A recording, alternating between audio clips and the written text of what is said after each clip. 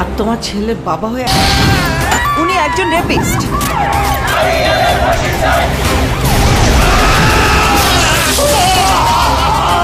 আপনার ছেলে একটা জানোয়ার।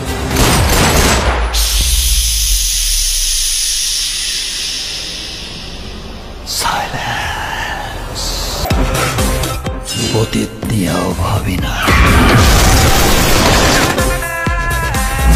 আমি শুধু একটা জিনিসই ভাবি, নিতু শুধুই আমার।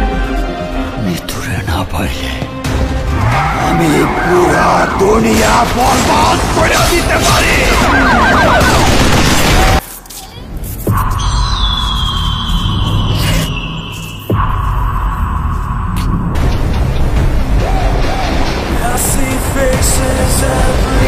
आया जात मामा चिमटी दिया जा रे कि भानुकेर मुंदुआ में चिनी ना रे।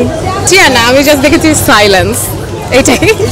আসলে ক্রাশ খাওয়ার কোনো বয়স নেই, সবাই ক্রাশ খেতে পারে। He is celebrity, he is a mega star, তো কে না চাইবে একজন স্টার মেগা স্টারের প্রতি ক্রাশ খেতে। এবং he has all the quality.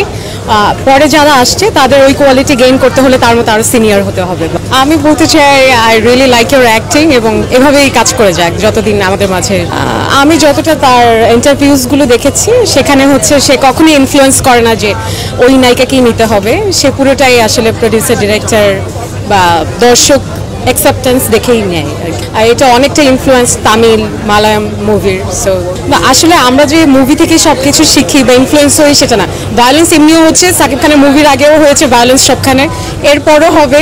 তো আসলে মুভি দেখে আমরা পজিটিভটা নেওয়ার চেষ্টা করবো যে ভায়োলেন্সের পর আসলে ভালো কিছু হচ্ছে কিনা আমাদের জীবনে। অবভিয়াসলি এটাই দেখার।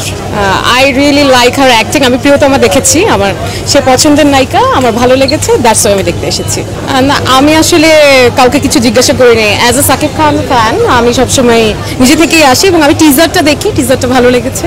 Everything, he is a package, he is just a package. আমি মনে করি একটা সুপারস্টার হওয়ার জন্য যা যা থাকা দরকার তার ভিতর সবগুলো কোয়ালিটি আছে।